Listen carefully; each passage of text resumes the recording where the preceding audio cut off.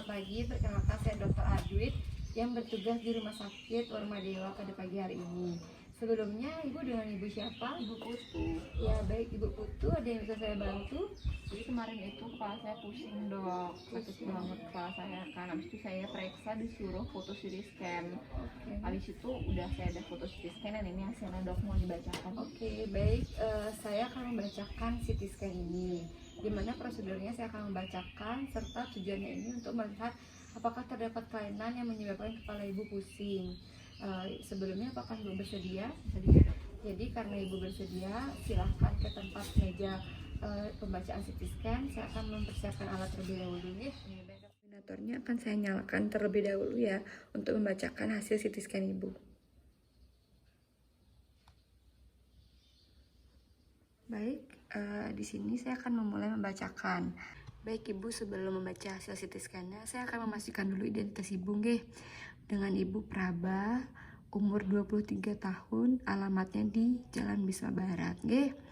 Ini fotonya diambil seminggu lalu dengan nomor rekam medis 353 nggih. Jadi Ibu Praba, di sini di bagian CT scan Ibu ini diambil di kepala. Yang ini itu adalah sebelah kiri nggih Bu di CT scan, nah ini sebelah kanan. Dimana dari foto ini nampak jelas bahwa ini sedikit berbeda nggih dibandingin yang lainnya. Dimana ini berwarna putih sedangkan yang ini berwarna hitam nggih. Jadi di sini kalau di bahasa medis Nike itu dinamakan lesi hyperdense, dimana ya ini lokasinya di sebelah kiri atas Ibu nggih, atau di bagian frontal. Nah, bagian lain yang saya lihat di sini adalah sulcus dan gyrusnya, dimana sulcus ini dinamakan sulcus dan gyrus Bu nggih, lekukan-lekukannya niki. Di sini masih terlihat normal nggih, tidak ada penyempitan maupun pelebaran. Lalu untuk ventrikelnya di sini juga masih normal.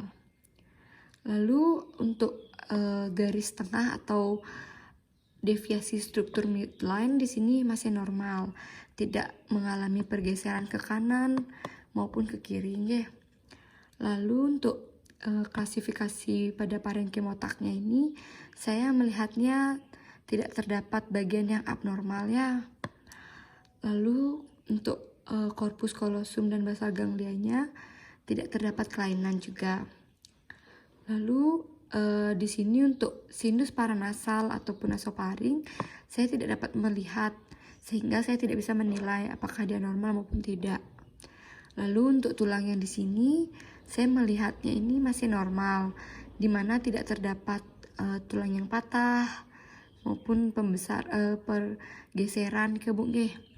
Lalu untuk soft tissue-nya di sini mengalami pembengkakan ya di bagian kiri atasnya. Lalu dapat saya simpulkan dari semua bagian otak Ibu niki, Ibu mengalami pendarahan pada selaput otak bagian kiri atas, atau dinamakan juga pendarahan epidural. Mungkin sekian yang saya dapat sampaikan. Ini fotonya saya kembalikan. Jadi seperti yang tadi saya bilang, bahwa kesimpulannya Ibu mengalami pendarahan di bagian otak kiri Ibu yang bagian atas, dimana nanti Ibu akan saya rujuk ke bagian neurologi terlebih dahulu.